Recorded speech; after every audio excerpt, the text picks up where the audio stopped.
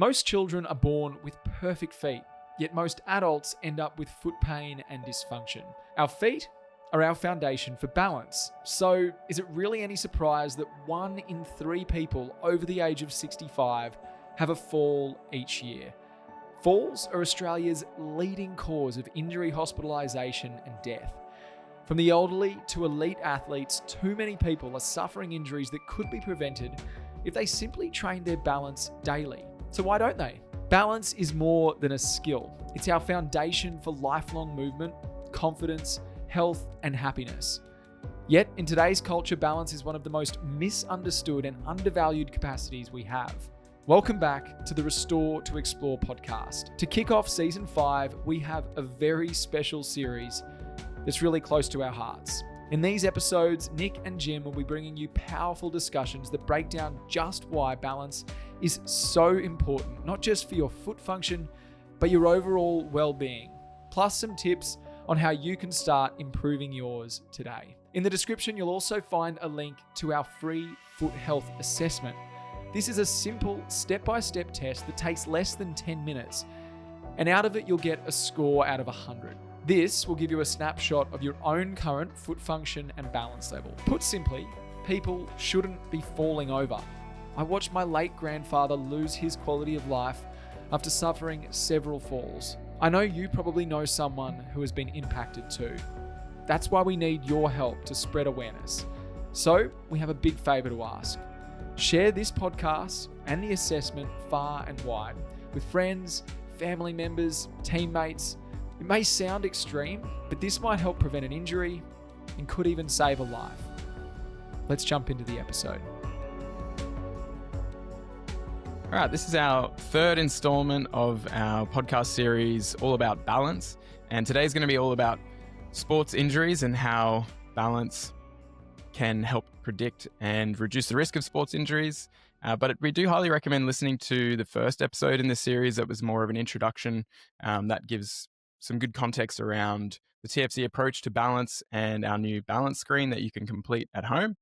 And the second episode as well, we'd recommend listening to, even if you're not at an age where you're concerned about having a fall. Last week's episode on falls would still be really great to tune into at some point, whether before this episode or after, because falls prevention will be a concern for you at some point, sooner or later, either for yourself or for a family member.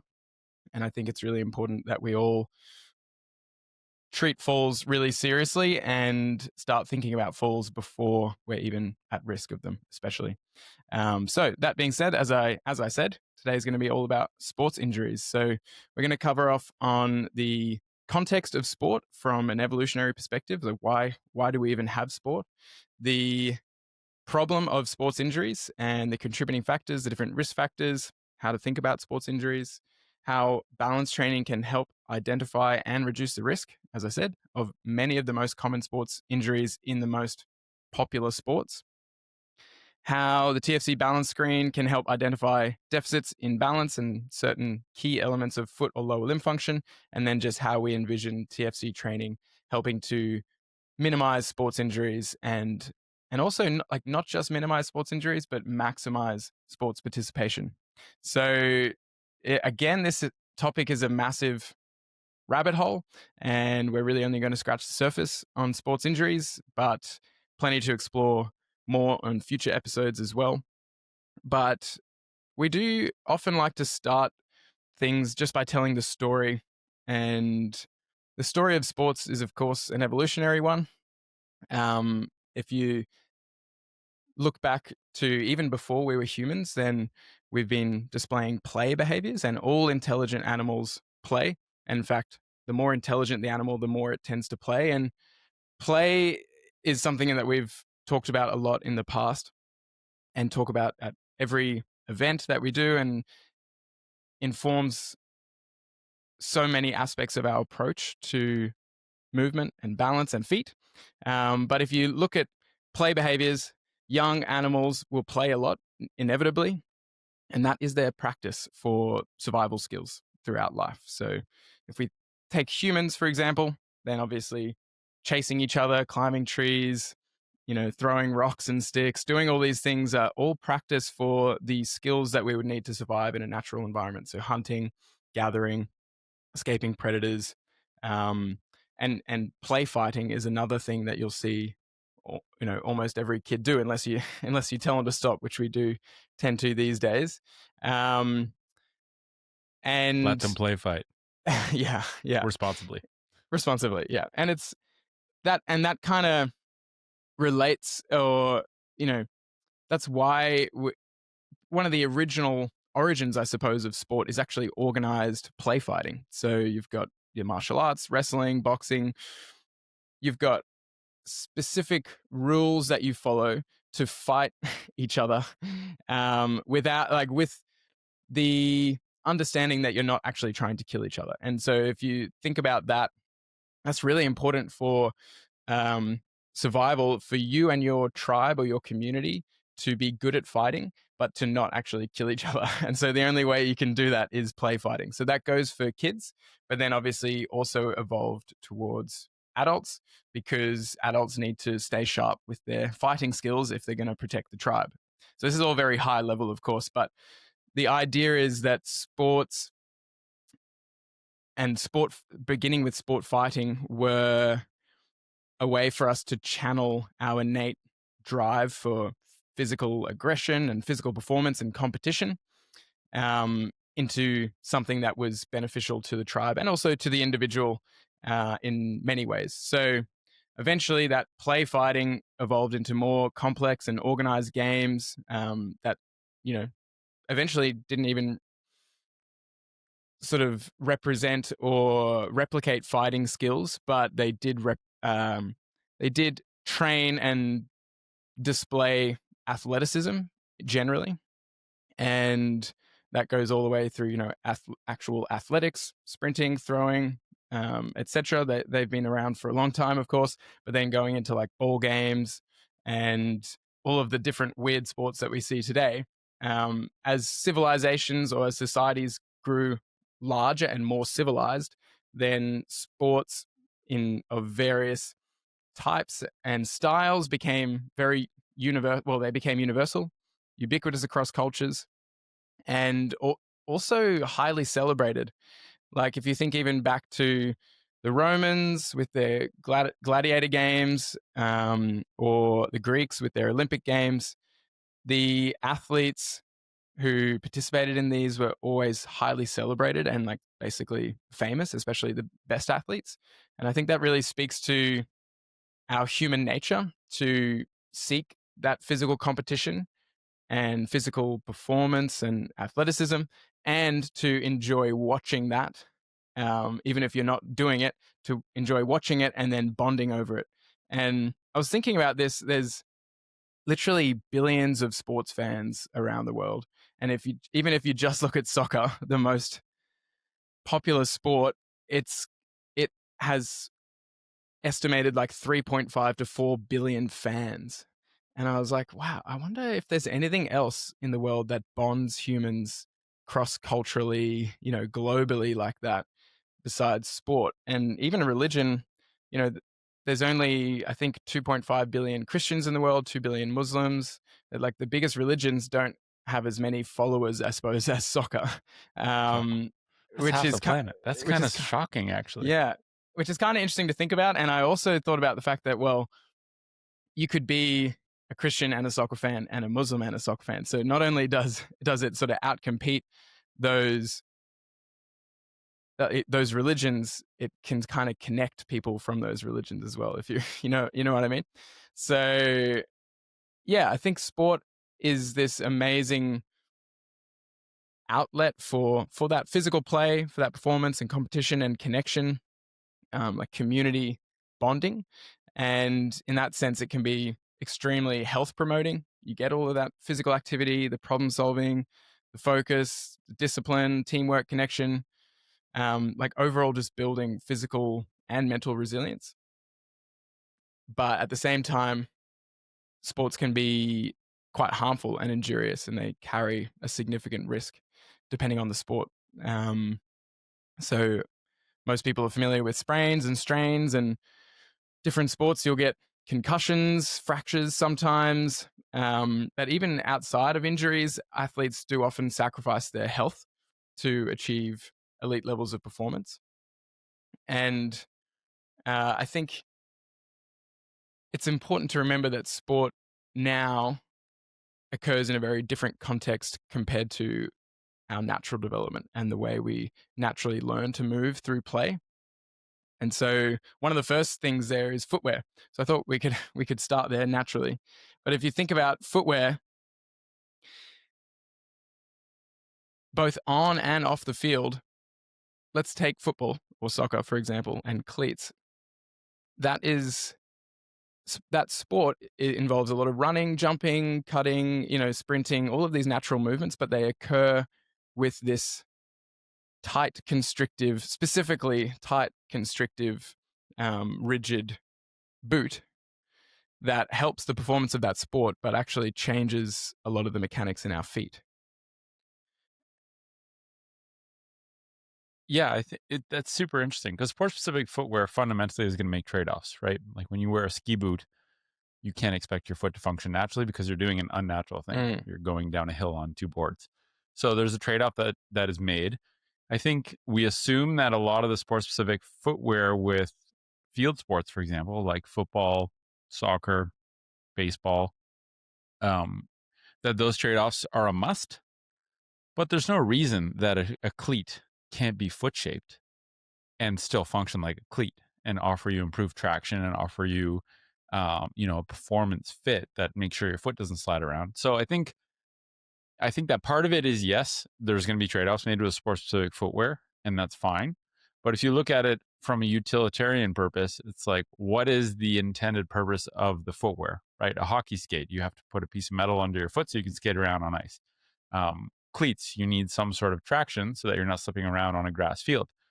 But I think a lot of the ways that modern sports-specific footwear are made are in line with the same legacy manufacturing in conventional shoes that is such that they don't have to make as many trade-offs as they're making. For example, they don't have to be, they don't have to deform our feet. They don't have to be as stiff.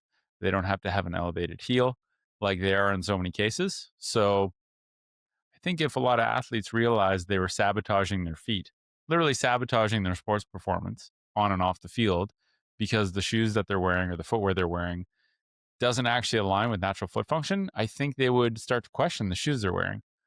But I think footwear has become so normalized and standard that there's not really, and to date, frankly, there hasn't been that many better options available that give you the sport requirement and also preserve foot function. But now it seems like there's more options, there's more awareness. It's going to be nice when athletes don't have to sacrifice their foot health to play their sport, because they don't have to right now, but it's going to take time for those options to kind of permeate into the market and make it to the, the corner shoe store where most people are shopping. Yeah, it is coming. It's very early days, but there's a lot of great companies popping up, creating more sport-specific footwear that respects more of the natural functions of our feet. But I think even in the meantime, the context for most athletes is that they're in that sport-specific footwear for their training, for their games. And then they're also going into footwear outside of their training and their games, just in their daily life, that restricts their toe splay, has an elevated heel, so ends up limiting their ankle dorsiflexion, changes the mechanics in all of these ways, so that then when they do go and play sport, they have even less of that natural function that they can rely on. And naturally, that affects their balance as well. We talked about in the first episode how all of those elements of foot function can affect our balance. And we know that balance affects sports injury risk. So footwear is a key one. And, whether or not we change the footwear, I think, like we said, that's an important step that is coming. But just being aware of the negative effects of that footwear and purposely doing restorative work to reverse some of those effects, and also purposely spending as much time as possible in shoes that don't negatively affect our foot function, is a really, really simple step, not just for our feet, but for our balance as well. Another factor that is very different compared to the way we naturally play and evolve and compete is the fact that most of our lifestyle is sedentary around our sport, even for kids. So kids these days from a very young age, even from as young as say 4, are sitting in desks to learn academic skills. And yes, they are playing around that at lunchtime and ideally playing at home, hopefully, and generally moving around. It's nowhere near as much as we naturally would in a natural environment where that was our only task. Basically, our only occupation was to play and explore nature. So relatively, kids and adults are far more sedentary than we naturally would be, and we get a lot less movement variability. And that means that our bodies are actually relatively low in capacity and then being demanded essentially to play these high load sports that involve a lot of running, cutting, jumping, even contact. And so our bodies just don't have the same resilience as they used to. And they also don't, like I said, they don't get the variability. And we know that sports specialization, especially early on in life, can contribute to sports injuries as well. And that's simply because our body isn't made to just do one specialized type of movement. Even if, say, a sport involves lots of different movements, that's still only one specialized type. For example, there's a lot of different movements involved in soccer, but you're not climbing trees. You're not getting certain aspects of foot function or whole body function that you would get simply by expressing movement in nature. And so less movement variability, more likely to overload. So that's a big one. Another big one is circadian dysregulation, as in we're just completely out of tune with our natural sleep, wake, dark, light rhythms. And sleep issues and just lack of sleep quantity is heavily associated with sports injury risk as well. And then you've got things like nutritional deficiencies and systemic inflammation. So I guess on the whole, sports are risky, and there is a really strong argument for them being, for the reward of engaging in sports being worth the risk. But at the same time, we don't want to just accept that injuries just happen when we know there's all of these factors that we have some level of control over that contribute to that risk, and that there's things that we can do to minimize the risk. Yes, injuries are a natural part of sport and life, and you'll never be able to prevent all injuries. They can be amazing opportunities for learning and growth, and we obviously recommend that you see them like that. But at the same time, we believe there's a definite role for focusing on minimizing the risk where we can.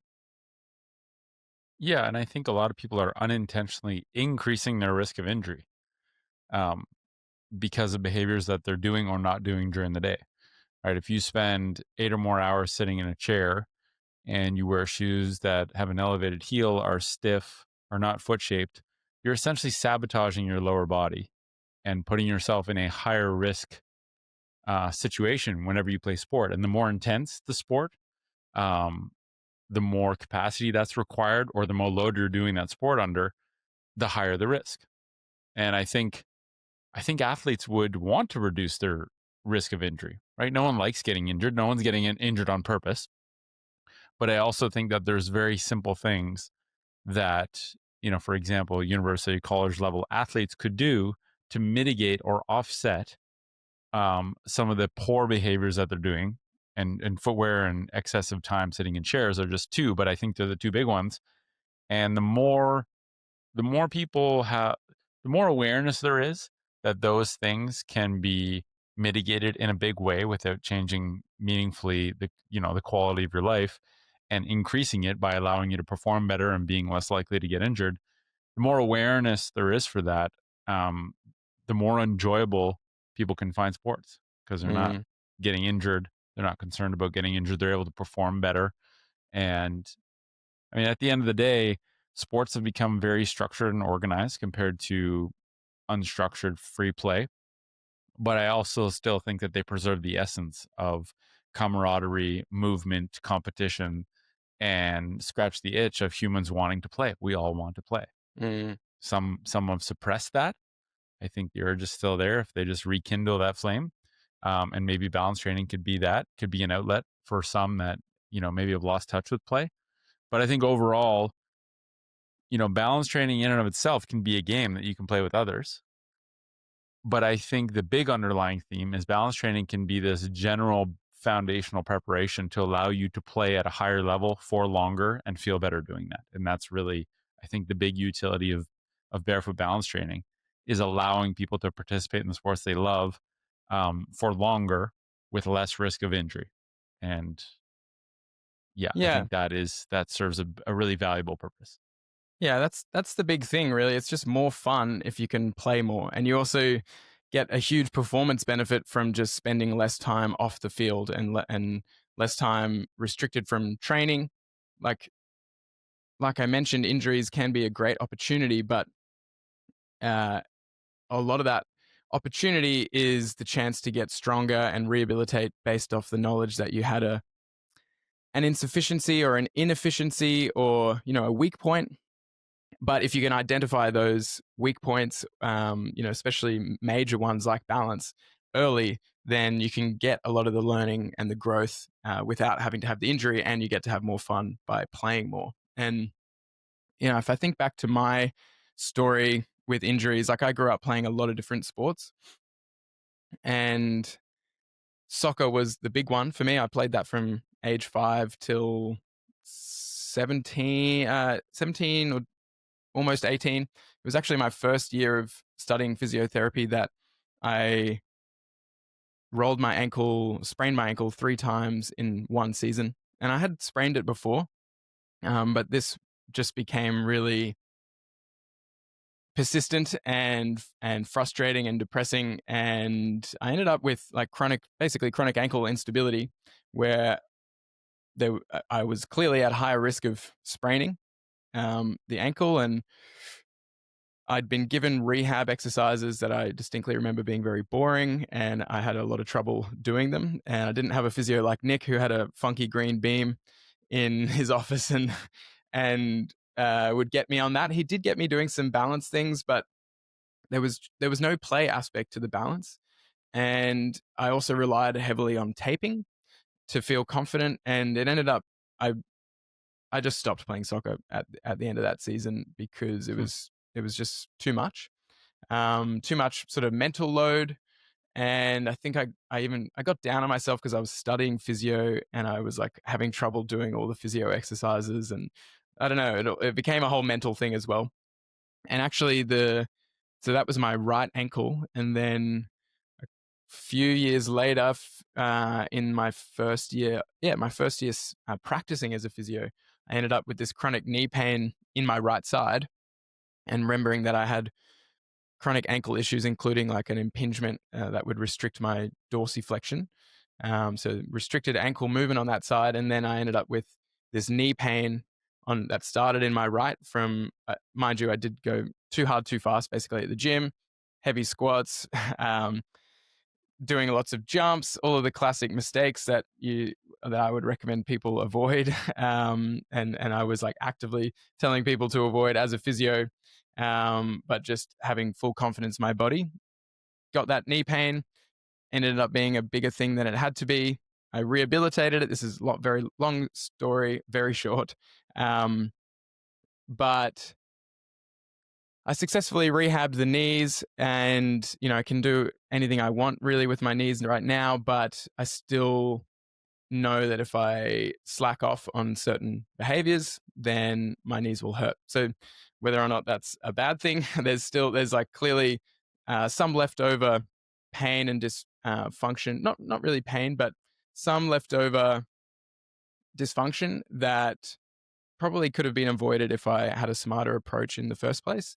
And, linking back, I'm not one of those people that just, it's the ankle's fault that my knees hurt.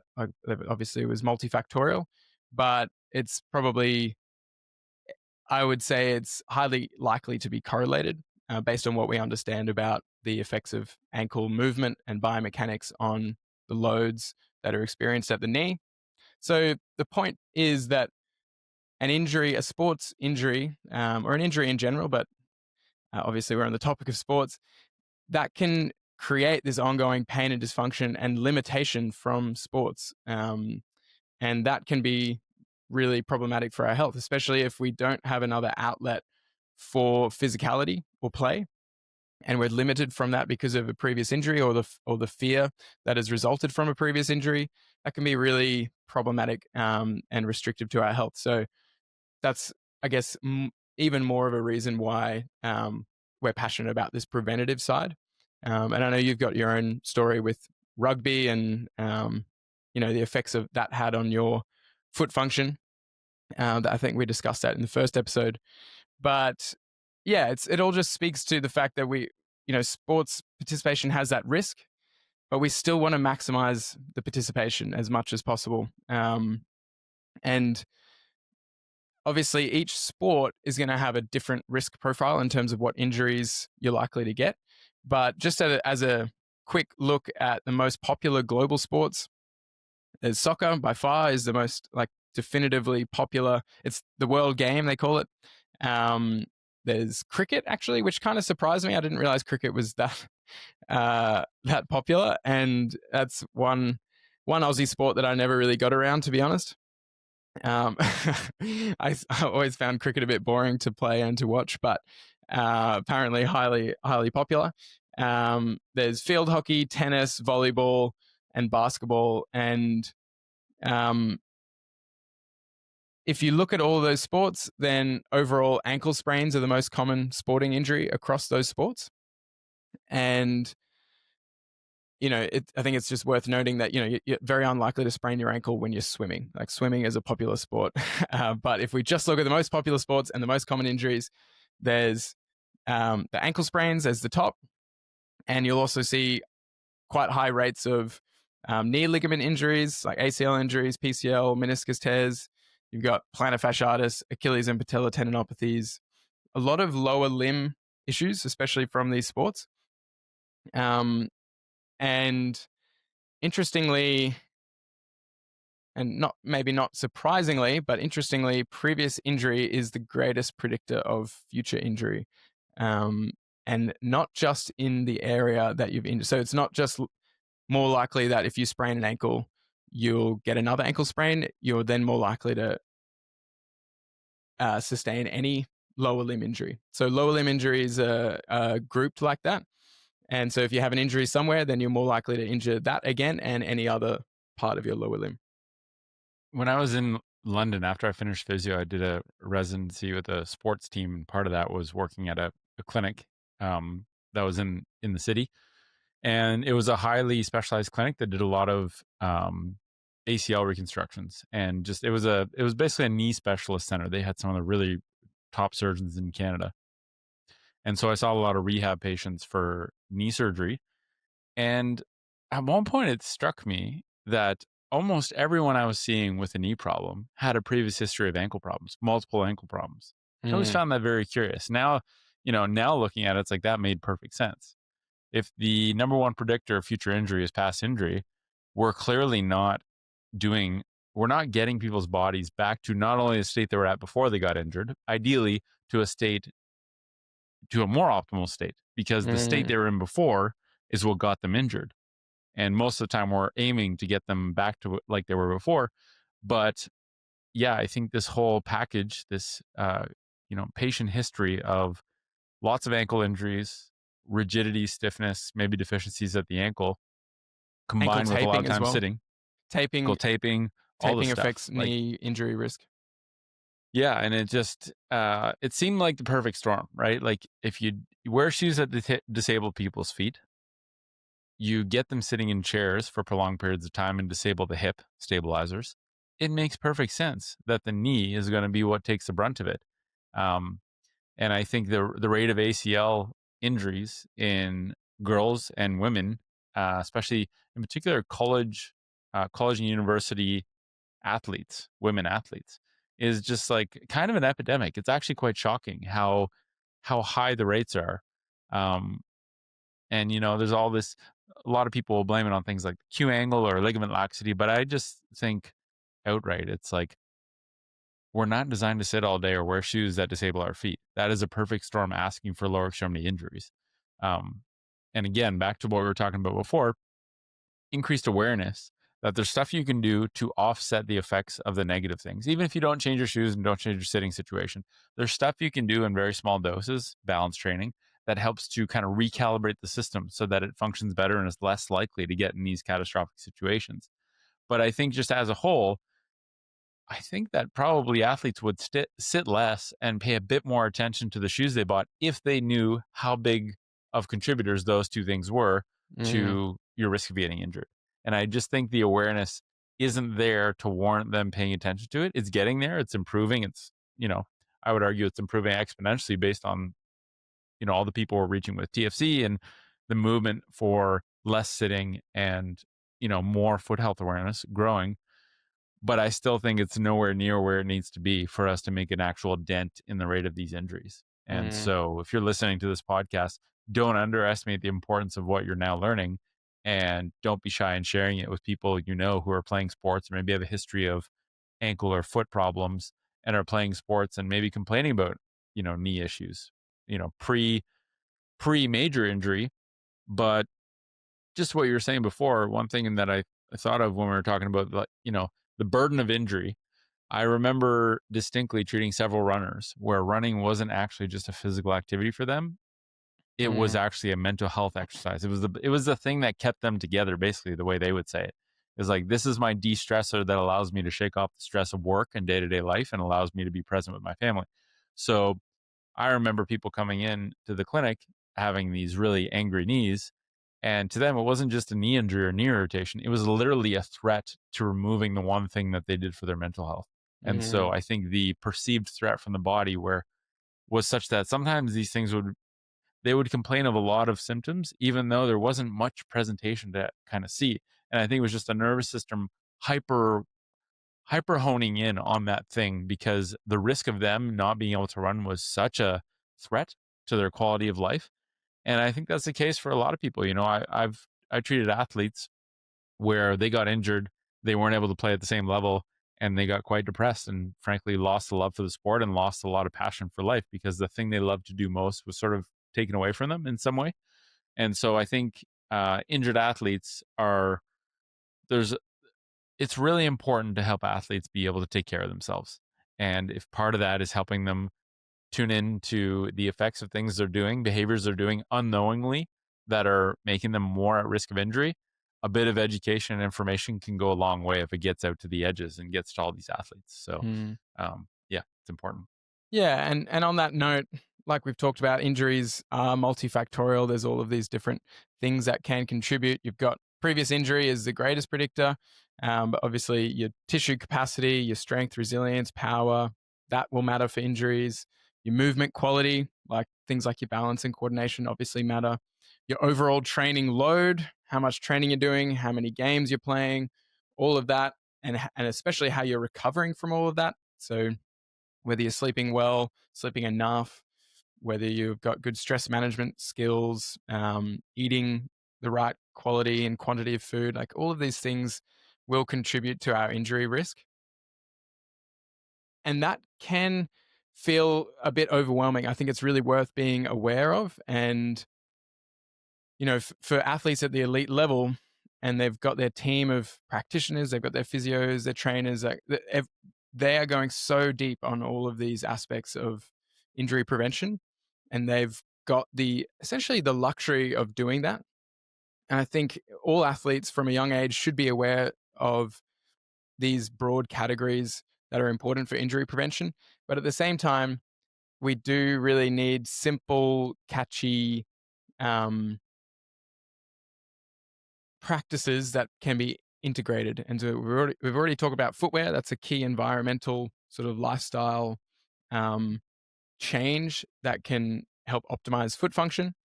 But when it comes to balance, we know that poor balance is associated with greater risk of sports injuries, especially obviously in the lower limb. And of course, in sports that involve running, jumping, cutting, and so on. But there's, lots of good RCTs and systematic reviews that show that poor, for example, single leg stance ability or reduced single leg sensibility is predictive of future injuries, and that goes for ankles, ACL injuries, hamstring, even like things like hamstring injuries and tendinopathies.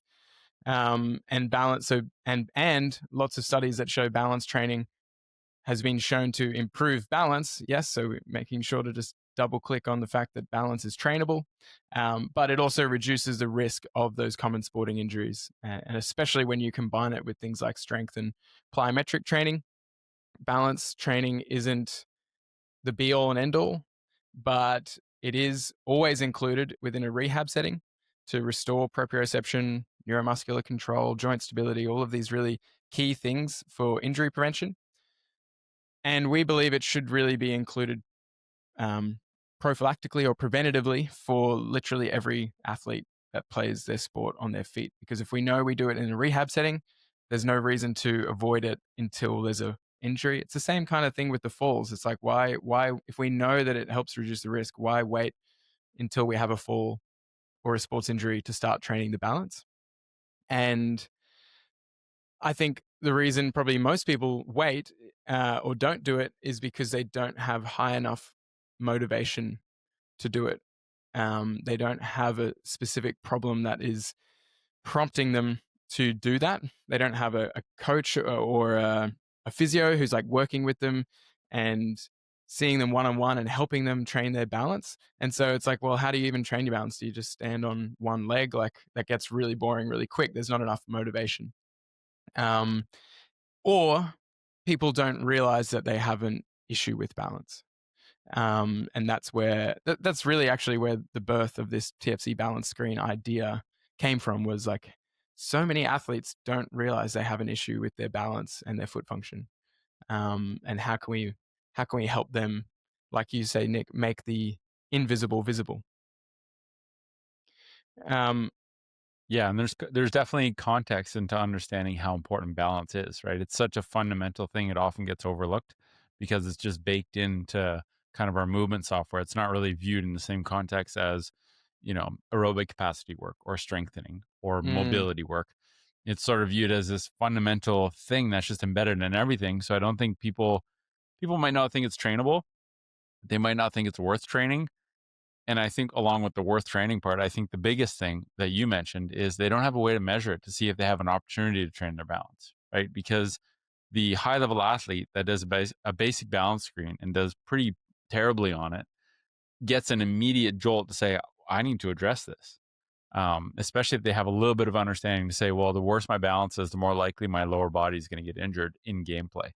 And add on, if they can measure their balance and actually find out where they stand, if they can have some sort of low risk, low energy required training protocol they can embed into their existing training, and if it can be actually enjoyable and fun to do, it creates just kind of like a full circle loop of, I can measure it to determine how it is. I have something that's enjoyable and that I can plug into my current training without doing too much more, too much extra. And then I have a way to remeasure to actually make sure that what I just worked on actually worked, and to check in on where I'm at. And I can compare that to fellow athletes and compare that to, standardized data of like, where should a professional basketball player be at on the TFC movement screen?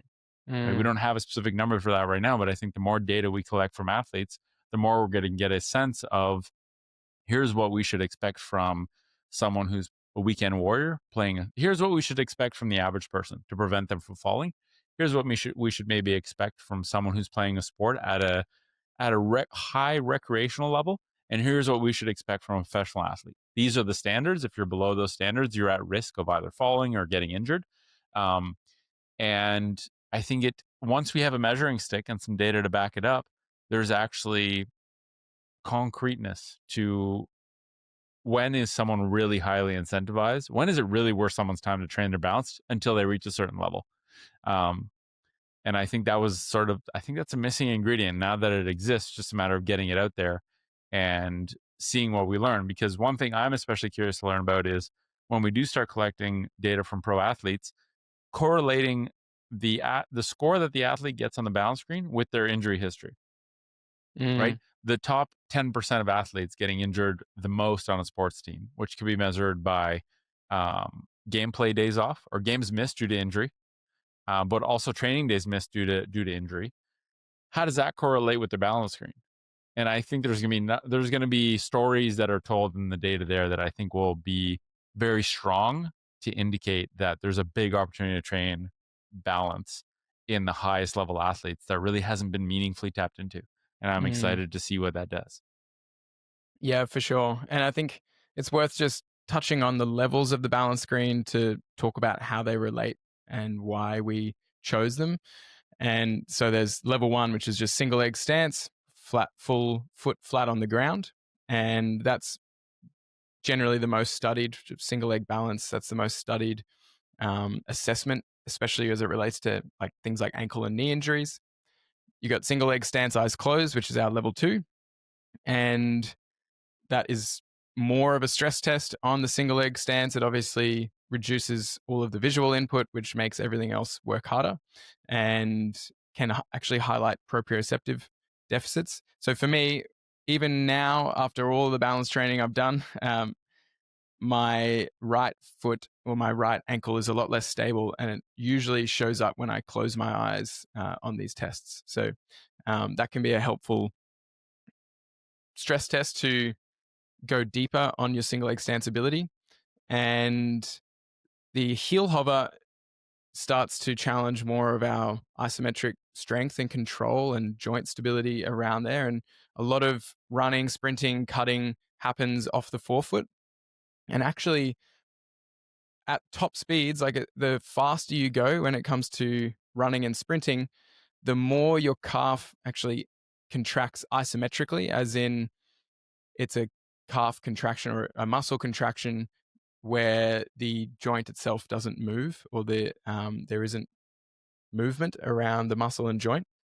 And the reason for that is there actually needs to be a stable platform from which the tendons can store and release energy. So the heel hover is like really key. And you do see a lot of heel hovering stuff now in elite sports training and rehab. But you don't see much of it happening on one leg, which is quite interesting because the running, sprinting, cutting, etc., happens on one leg. And so we need not just the isometric strength and control, but also the integration with that stable foundation of the foot with the rest of the lower limb and the trunk and the whole body. And so that's where the single leg heel hover balance comes in. And then the heel hover eyes closed is just that, again, that stress test to that position, challenging foot proprioception, control. And as far as I know, there's no one really testing that at the moment, and that's why, I'm the same, Nick. I'm really interested to see what kind of data we can collect and what kind of interpretation we can get from testing athletes with all of these levels. But at the end of the day, it really just can't hurt to be better at balance. Like if you train, just like if you train your single leg stance to be really solid, then just challenge it more by closing your eyes. It's the exact same with the heel hover. It's almost ridiculously challenging. Almost everyone who tries this balance screen is like, whoa, that one was surprisingly hard, the level 4. But it is trainable, and I've found that I've improved a lot, and I can pretty much consistently get 60 seconds on my left.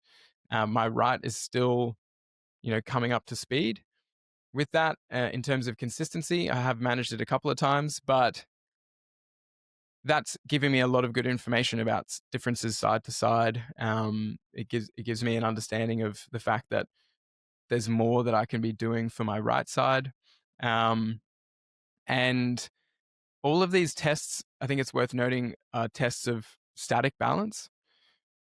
But that doesn't mean that that's how you should train. Like that is a good training stimulus. Even just doing the screen, and this is something that we do regularly, is a check-in of one of the levels of the screen. And that is a small training stimulus. But at the same time, we think the most important thing is using that screen to then facilitate more dynamic balance training at the right level for you. And that's what we're trying to do with the screen as a triage tool to help people figure out what level of training they're ready for. So TFC training, you go. Go ahead, keep going. Finish your point. Well, TFC training is broken up into those 3 levels: green, blue, black, and they sort of operate as like a belt system, and it's the same colors that you'll see on like ski slopes and mountain trails. And inspired by martial arts, we sort of see this as like, if you're a beginner, then you're a green belt. If you're intermediate, you're a blue belt. If you're advanced, then you're a black belt. And those levels can help you figure out what kind of stances you should adopt for your balance training, and what kind of tasks you can start integrating at what level. And those tasks get you more dynamic. So they get you reaching outside of your base of support. They get you challenging your visual vestibular systems, your hand-eye coordination, your foot-eye coordination. You just get the whole body integrating in this way. And you integrate tools like the Soulmate or the Beam to help restore more of that natural foot function while you're at it. Because of course you could improve your balance in shoes, and there's nothing wrong with that, and probably a good role for practicing in your sport-specific shoes as well. But in terms of optimizing foot function, as we've talked about, we need to spend some time out of these sport-specific shoes, and we need to spend some time actually loading our feet in the way that they are intended to be loaded in nature, in the way that they're designed to be loaded with deep pressure, and adapting to rounded surfaces or domed surfaces like roots and logs and rocks and so on. And so that's where things like the Soulmate or the Beam come in. And really just using all of that to tap into our innate play drive, and this drive to compete and collaborate and connect through movement, and essentially turning that into like the sport of balance. Because we all have that in us to certain degrees. Certain people have channeled that more, or like fostered that play drive more, and a lot of that relates to our childhood and so on. But at the end of the day, we all have it within us. We just need an accessible way to express that, and we think balance training is an amazing way to at least start that, and then becoming better at balance can help you participate more in anything else, pretty much anything else that you do on your feet. Yeah, well said. What I was going to say before when we were talking about the balance screen was just how good would it be? You have this NFL scouting combine that happens every year. It's a 1 week long event, and they basically get all the new all the new athletes coming into the NFL to basically just perform feats of physical and mental strength. And, it's almost like a show, but it's basically a skills test. And, one of the things that's in the combine is how many times you can bench press 225 pounds. And I look at that sometimes and I just kind of like can't help but grin. Like, it's clearly not really that pragmatic for a wide receiver in the NFL to be able to bench press 225 pounds. Like the sports translation of that is not very high. I think it's just part of the show, and it's, just a measure of upper body strength. But imagine the balance screen was in the NFL combine, and how useful that would be for scouts of teams to be able to assess player durability. You want a really good indicator of how likely is it that this player that you might pay $5 million is going to have his knee go out or his ankle sprained. Screen their balance. You can't cheat that. You cannot circumvent the the skills required to coordinate your body in a single leg heel hover with your eyes closed. That'll show you a lot. So yeah, that was just something that came to mind. It's like, if we actually wanted to do a really meaningful test from the standpoint of athletes' performance and durability, do a balance stress test. Mix that in between the bench presses, and I think the balance screen will have gone mainstream when it gets included in something like an NFL combine or just scouting tests, right? Like sometimes hockey players will go through like a physical capacity test by a sports team looking to potentially scout them, and adding a balance component I think can be really meaningful to any sport that has a lower body component and where lower body injuries are a factor. So yeah, we'll see where that gets embedded, but I think any strength conditioning coach that works for one of these athlete teams, even if you're a phys ed teacher or a little league coach, screening the balance of your athletes can clue you into whether or not you have a big opportunity to maybe embed balance training into team training. And I think most coaches that do that will find that it is an opportunity. It can be embedded extremely simply, even starting with a 15-minute barefoot balance play session with the team on dry land days or on physical training days. It's a really good team binding element too. Right? Like training balance as a team not only fosters healthy competition, it brings awareness to something that is still a big problem for young, old, recreational, and professional athletes. And it's also a very fun camaraderie and team building way of sort of meshing a team together, train your balance together, play games, have some friendly competition. Mm. So it's not, I think we're moving out of the, you need to do this to train your athletes to get injured less. It's like, actually, this is including play-based balance training into your team training is good on so many levels. And the most powerful elements of it aren't even the do this to not get injured part. That's just kind of like a beneficial side effect. Mm. And I think what TFC is doing is offering a framework that is pretty much open source. No one has to pay for the training videos. If you want to go do all the pre-recorded flows, then there's memberships for that. But if you go to YouTube, if you're a hockey coach and you work with teenagers, you can go to the Foot Collective YouTube channel and pick up a bunch of really fun balance training techniques that you can integrate and you can do the next day. And if you are one of those people and you're listening to this, give it a go. You might be pleasantly surprised. Yeah, it's amazing warm up as well. And this is something that I wanted to touch on and sort of wrap up with as well, is that we're not saying that balance is the be all end all of all injury prevention. We're just saying that it is known to help reduce injuries, especially in combination with strength training and plyometric training. But I think those two have most of the focus these days. Definitely balance training gets done, but it's sort of a lot of it's like I said, in shoes and on unstable surfaces and things like that, which have their place, but I think a lot of it is missing just barefoot on ground or barefoot on a domed surface. And that's us saying that hypothetically, and we're aiming to prove that as well. But if you think about strength and plyometric training, strength is really just the ability to produce force, and power is the ability to produce force at speed or produce force quickly. And plyometric is like the storage and release of energy. And so balance is fundamental to all of that. If you think about it, stability is fundamental to all of that, especially once you start looking into unilateral strength training. So strength training on one side. If you don't have good stability, and all plyometrics tend to happen on one leg anyway, or if you think about running, jumping, running, cutting, hopping, there's a lot of unilateral stuff within plyometrics. And if you have better stability, it's literally just being able to transfer energy better into the ground. And that means you're going to have better performance. So a really easy example is to think about, do you sprint better on grass or on sand? And the answer is grass, because the sand is unstable. And so you actually leak energy. Your force that you're trying to apply into the ground leaks, and you don't get as much performance out of that. And so it's the same thing if you've got an unstable foot, whether that's just standing on it flat or on a heel hover. If there's less stability there, then you'll be able to produce less force and it'll be less efficient.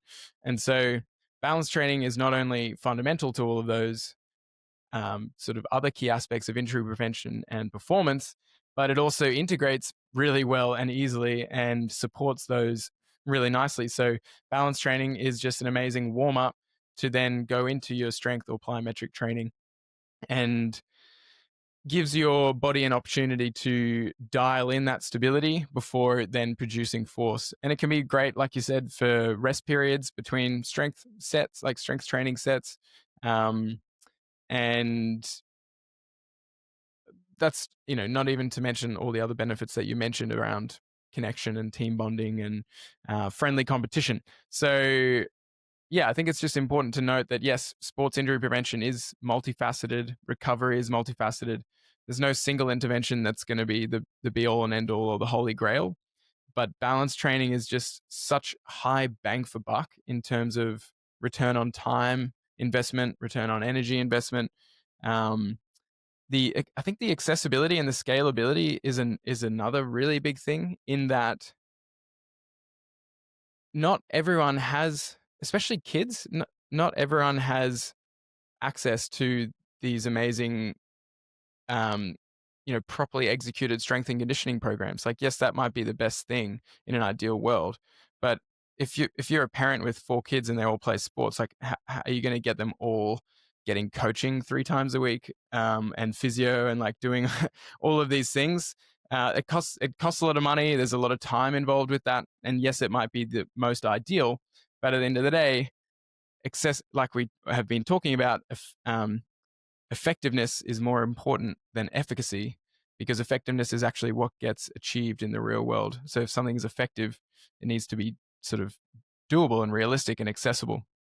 So what is accessible for pretty much every child or athlete is setting up a balance station at home, whatever that is, and playing with balance progressively, making it fun, coming back to it, and then like versing their friends in fun games. Or their parents. Or their parents, yeah. And that relates to the scalability angle, which is that you could be extremely low level or extremely high level, and there will be a way to challenge your balance, and there'll be a way to challenge it with low risk. I think that's like a really key thing as well, is like, you could scale strength and plyometric training as well, but generally you're going to need more coaching for that to do that safely with minimal risk, because there's technique elements and there's like loading elements that really matter. There's less of that with balance training, and then the more of that balance training you do, the more isometric control that you get, the more stability, then the more likely you'll have a successful time training those other qualities as well. So accessibility, scalability, risk of injury, plus fun. Like, I think people will just inherently know strength training isn't as fun as balance training, especially once you've experienced, a truly gamified system like we're developing. And then, to put a pin in that thought, it's the effects on foot function as well, if done barefoot or on beams, and that's something you really don't get from strength and plyometric training if you're doing those in shoes, especially, is just that effect on natural foot function. And so, to wrap it up,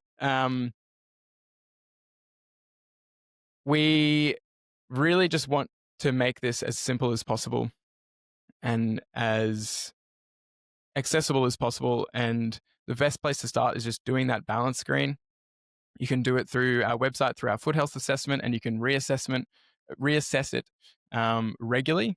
So that's like a really great way to start. And if you do that through the foot health assessment, then you'll get an email that will give you some recommendations on where to start, and you'll get some training videos as well sent to you that will give you an example or an experience of that training at different levels. And you can see if the recommendation was right, and you can see how that feels on your feet and ankles. And then just follow along. Like Nick said, to our YouTube, there's plenty there on improving foot function and balance. And there's going to be plenty more coming as well. And so, like I said, simple and accessible. Just start somewhere, get a daily habit going, start improving, and then tell your friends about it. That's where we wrapped up yesterday, is like, friends don't let friends have bad balance. And if especially if you play sport with someone, or if you're on their team, Yeah. like it's in your both of your best interests to maximize or optimize your balance. And the most fun way to do that is just to have some friendly competition, and to make sure that you're both practicing in your own time. Agreed. And if you're an athlete listening to this, there's a lot of behaviors we do and that you might be doing, and you might even be aware of it, that bring your body out of balance, right? In more of the metaphorical sense. When you're sitting in a chair, the front of your hip is in a shortened position, the back of your hip is not needing to be used. There's an imbalance created. If you're wearing a shoe that's higher at the heel than it is at the forefoot, there's an imbalance being created at your ankle joint. The most efficient way, I think, to recalibrate and bring your lower body back into balance so that it can perform better during sport and be less at risk of getting hurt is barefoot balance training. The fact that it's fun is a complete bonus, but I seriously think that the ultimate way, walking would be a close second, but the ultimate way to recalibrate the lower body with a short dose of some sort of technique to achieve hugely disproportionate results, I think, is barefoot balance training. And the last thing I'll say is that there's a lot of athletes out there that are putting a lot of time and energy into training a strong body, right? Building strength, building capacity, being able to jump higher, being able to lay more power into the ground. And all of that work can sometimes not end up resulting in a complete turnover of that energy in your sport, because if your stability, your lower body stability, your balance in your lower extremity is suboptimal, your body, this very intelligent thing, can actually limit the amount of athleticism you're able to display because it doesn't feel safe enough to be able to allow you to exert your maximum power or maximum strength because it's not stable enough. And so sometimes balance training, a useful way to think about balance training is calibrating the body to remove the governor so that your body feels comfortable, allowing you to display and exert and use all of the strength and capacity you've worked so hard to gain. And with more fluidity, more coordination, more better timing, optimizes that integration between all of those different body parts and all those different capacities. So don't underestimate it. Thanks for listening. We'll catch you next week. Thanks for listening to the Restore to Explore podcast. If you enjoyed this episode and you'd like to hear more or watch more, then the best thing you can do is give us a like, a follow, or a subscribe wherever you're watching or listening. And of course, leave a review. That support means that we can continue creating more educational content like this for our community. If you would like to learn more about our tools, our training, natural footwear, just explore the shop or some of our free resources, then the best place that you can go to is thefootcollective.com. And like we mentioned throughout this episode, we do have a special discount for our listeners in the show notes. Thanks for listening.